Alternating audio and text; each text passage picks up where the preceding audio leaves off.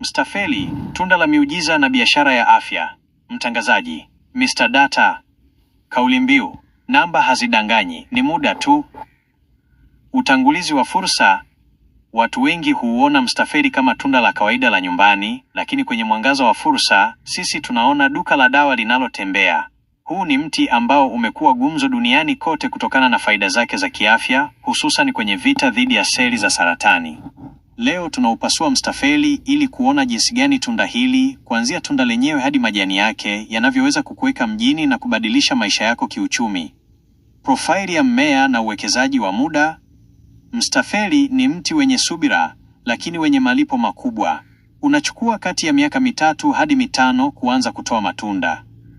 Uzuri wa mti huu ni kwamba hauhitaji eneo kubwa sana au matunzo ya gharama kubwa kama mazao mengine ya biashara. Mstafeli mmoja uliokomaa unaweza kutoa makumi ya matunda kwa msimu, na mti huu unaweza kuishi na kukupa faida kwa miongo kadhaa. Huu ni uwekezaji unaolenga soko linalokuwa la watu wanaojali afya zao, health conscious market. Mchanganuo wa mti kama bidhaa. Hebu tuuchambue mstafeli sehemu kwa sehemu kama bidhaa ya biashara. Tunda soursop. Nyama ya mstafeli ina soko kubwa kwenye viwanda vya vinywaji. Inatumika kutengeneza juisi, smoothies, ice cream na ladha za pipi. Ni tunda lenye mahitaji makubwa kwenye hoteli za kitalii na masoko ya nje. Majani ya mstafeli. Hapa ndipo penye dhahabu ya siri. Majani haya yanakaushwa na kufungashwa kama chai, soursop tea.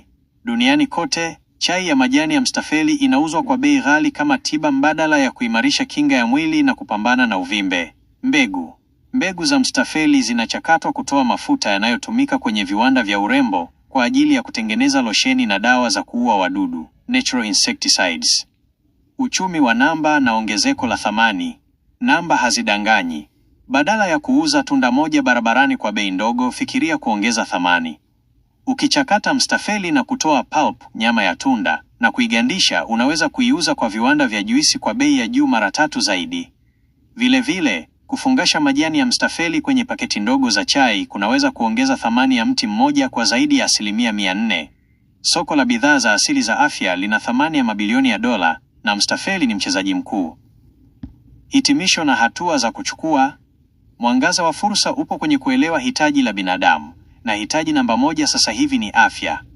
Mstafeli si tunda la porini tena, ni mradi wa kimkakati unaoweza kukuingizia kipato cha kila siku kupitia matunda na majani yake. Kama umependa uchambuzi huu wa fursa ya mstafeli, tafadhali bonyeza alama ya like kuisapoti chaneli yetu na usisahau kusubscribe hapa The Data on Elimika. Kwa kufanya hivyo, unatusaidia kuendelea kuibua fursa hizi zilizojificha. Bonyeza pia kengele ya taarifa ili uwe wa kwanza kupata uchambuzi wetu kila tunapoweka madini mapya. Mimi ni Mr. Data, tukutane kwenye fursa ijayo.